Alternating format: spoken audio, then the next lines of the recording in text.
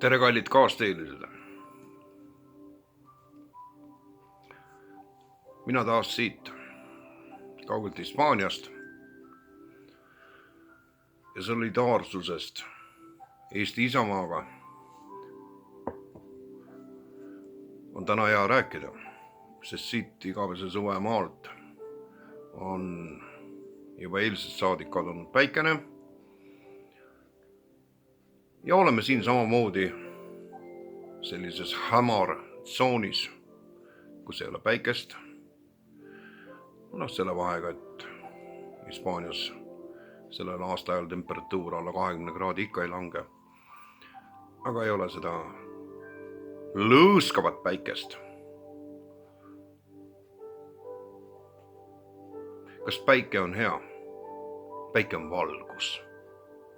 Üks on selgemastki selge, et tegemist on kõike ja kõikjal ja kõiges kandva jõuga, mille nimi on valgus. Ja lähtub see sellelt saladuslikult planeedilt nimega päike. See on ju algläte. Valgus lähtub päikesest ja päike on valgus. Kristlasena toetun ma loomulikult eelkõige nende võimsate tõotuste juures, kus inkrimineeritakse maailmavalguseks Jeesus Kristus. Valgus, Jumala valgus. Ratsionaalses plaanis on valgus eelkõige ju päikene, mis laseb kõigil sündida. Vähe räägitakse sellest, et tehispäikese tingimustes ei toimu seda müsteeriumit, ei toimu taimestikus uue elu teket, klorofüll ja nii edasi ja nii edasi ja nii edasi. Kui kogu olemine seisaks koos tehisvalguses. Järelikult on päikeses ka veel midagi muud kui valgus, mis lihtsalt valgustab mateeriat. Seal on veel midagi muud. Ja selles valguses, millena inkrimineeritakse ja kujustatakse Issandat Jeesus Kristust kui maailma valgust, on sedavõrd enam midagi muud,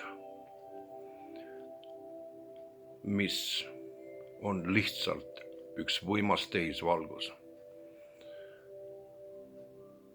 Me oleme jõudnud perioodi meie, ma räägin lähtuvalt iseendast, oma kaaslasest, oma naisest, seiast, meie tunnetustest lähtuvalt. Kasutan muidugi sõna meie. Teadlikult kasutan meie.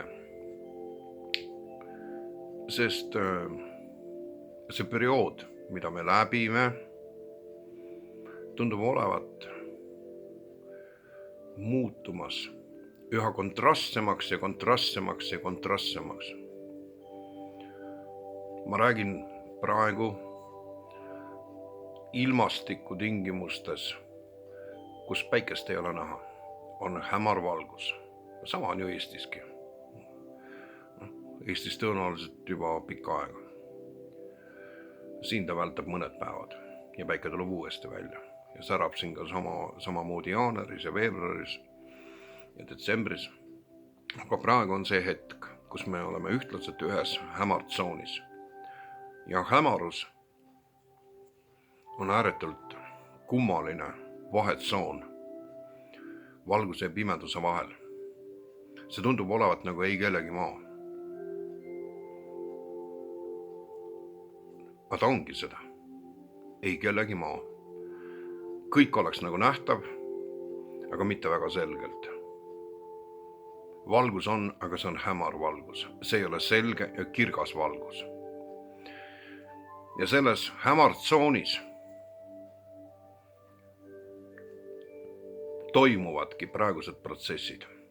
Kõik, mis on nüüd tegelikult see oluline. Kui ma siit saadik filosofeerisin oma külamehe tasemel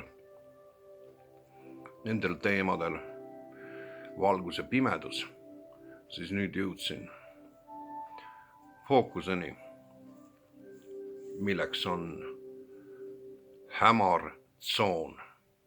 Hämar tsoon, kus saavad sündida kõik need protsessid, mis lähevad nüüd juba igale inimesele üpriski väga korda. See ei ole enam filosoofia, see on reaalsus. Kellega ma kõnelen?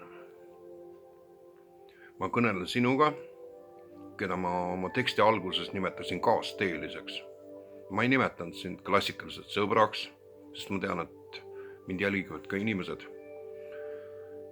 kes sõna otseses mõttes orgaaniliselt vihkavad mind, mu mõtteid ja eelkõige seda energiat, milles ma liigun.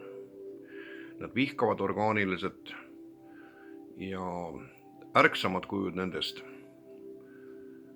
ei jäta ka muidugi kasutamata seda reljeefselt väljendada kommentaarides ja oma hoiakutes. Neil on selleks õigus. Kas nemad on nüüd siis pimeduse jüngrid? Kaugel sellest, ma ei arva, et nad on pimeduse jüngrid.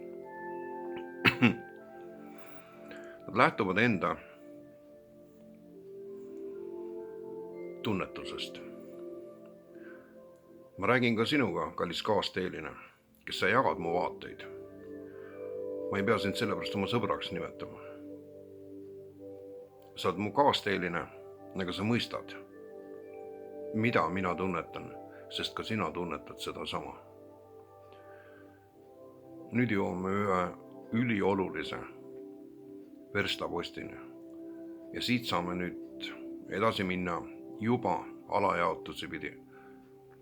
Selle verstaposti nimi on tõde.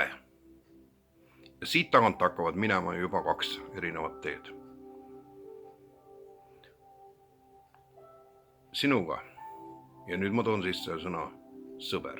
Sinuga, sõber, me läheme sellest tunnetuse teel koos. Need, kes õõvastavad kõiki neid seoseid, mida ma esile toon, nende tee läheb sellest verstapostist vasakult poolt. Meie tee läheb paremalt poolt. Ja see on tõe tee. Nemad lähevad samamoodi mööda oma teed, mida saadab pealdis tõde. Ja meie sinuga läheme täpselt samamoodi ja meie tee nimetuseks on samamoodi tõde. Nüüd tekivad väga kummastavad seosed. Me läheme mööda tõe teed. Laseme nendel teistel kaasteelistel minna. Las nemad nüüd lähevad. Siinkohal, sina, kes sa orgaaniliselt vihkad mind ja minu seoseid ja mu tunnetust, võid rahulikult selle video sulgeda. Sellepärast, et sul ei ole midagi siit rohkem enam kuulda. Sest tee aru, kus kaast meie teel lähevad täiesti lahku. Milleks sulle see? Sul on ju oma tõde ja tunnetus. Mine. Sest sina ammutad eelkõige oma tõe, eelkõige, pane nüüd tähele, väga lihtsatest asjadest. Sinu ümber on samamoodi mõtlevad inimesed ja teie tõde on igapäevaselt kõiges, ükskõik millistes küsimustes kaetud ja toetatud ja tunnustatud sellise jõu poolt, mida nimetatakse peavoolumeediaks. Peavoolumeedia omakorda tunnustab täiel määral kõiki meie tillukese riigi, Eesti Vabariigi, kui palju seal seda vabadust on, see on iseasi, aga tinglikult nimetusega Eesti Vabariigi valitsuse kõiki jutupunkte, kogu poliitilist suunda, nii palju kui seda seal üldse on. Iseseisvat poliitikat me teame väga hästi. Enam ei eksisteeri. Eestis juba väga pikki aastaid puudub iseseisev välispoliitika, rahanduspoliitika, majanduspoliitika, sotsiaalpoliitika. Me teame seda väga hästi. Teie võite rahulikult kulgeda nüüd oma teed pidi. Meie tee läks selle verstaposti alt, kus oli pealdis tõde, läks nüüd paremale poole. Nii, saime nüüd siinkohal siis selle teearvu ületatud. Sõber, kes sa liigud praegu veel minuga koos selles mõtluses, millele toetudes sa määratled oma tõde? Kas sisetunnetust pidi, et sa tead, et liikudes opositsiooni poolel, sest me oleme opositsiooni poolel, millest lähtuvalt sa oled veendunud, et sa oled tõe poolel? Mul kristlasena on see oluliselt lihtsam. Ma tean, et minu vaimne juht, ja mitte ainult vaimne juht, vaid ka minu teadvust, mu südant, mõistust ja keha juhtiv jõud on Jeesus Kristus. Nii nagu mina teda mõistan. Mida ma mitte mingisugusel kujul ei lase mõjustada, mitte ühegi kristliku konfessiooni poolt. Nad kõik kinnitavad ositi selle tõe olemust, kõik. Alates katoliiklusest kui kõige vanemast kristlikust konfessioonist, reformatsiooni järgsetest, kõikvõimalikest suurtest kirikutest ja kaasa arvatud muidugi õigeusu kiriku mitmetahuline võimas ja üks suuremaid maailma kristlikke kirikuid, õigeusu kirik, mis omakorda jaguneb teadagi vene õigeusuks ja siis väga paljudeks muudeks harudeks, mis on esindatud samamoodi tervel planeedil ja väga paljude erinevate rasside hulgas suisa. Need ei mõjusta mind enam. Nende kujustus issandast Jeesusest Kristusest ei ole minu isikliku tunnetuse tarvis Jeesusest enam automaatselt sama, nii nagu nemad seda kultiveerivad. See on enamat ja see on isiklik,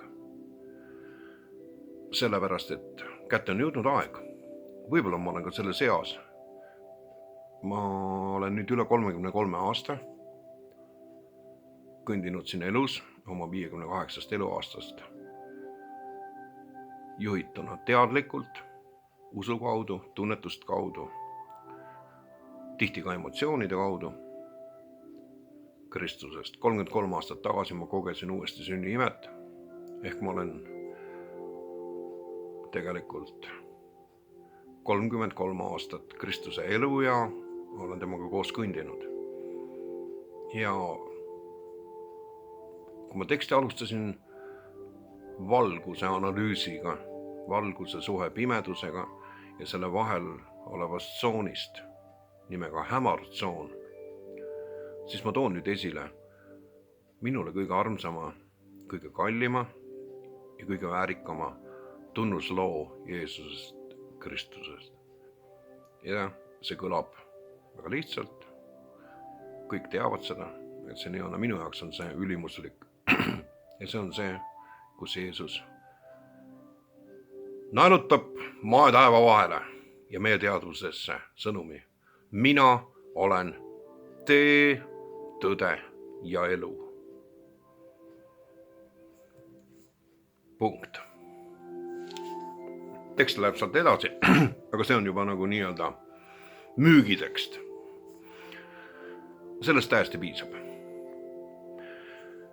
Sõber, kui sina ei jaga minu vaateid ja mu usku, mida ma väga värvikalt praegu kujustasin, aga sa oled ikkagi minuga koos sellel samal teel ja loed mind enda sõbraks ja kes loeb mind enda sõbraks, seda loen mina automaatselt oma sõbraks. See on pöördvõrdeline. Ja siinkohal ma lõpetangi oma selle filosoofia ja toon esile nüüd selle teise olulise teesi,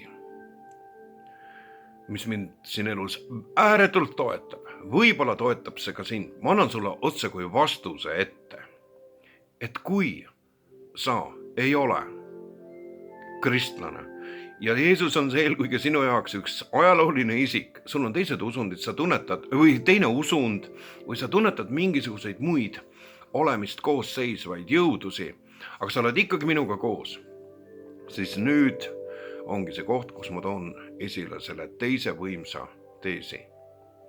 Ja see kõlab niimoodi ja see on samamoodi Jeesuse tekst. Ja see kõlab nii. Kes pole meie vastu, see on meie poolt. Ja selle teesi antitees kõlab ju niimoodi. Kes pole meie poolt, see on meie vastu. Aga meie ühendavaks lüliks, kallis sõber, kaasteeline, mõttekaaslane, on algtekst, algtees. Ja ma kordan selle veel, sest see kõlab nii ilusti, see kõlab nii hästi. See on täis armastust, mõistmist, tarkust, sügavust, laiust. Kes pole meie vastu, see on meie poolt. Siinkohal ma lõpetan ja me räägime veel.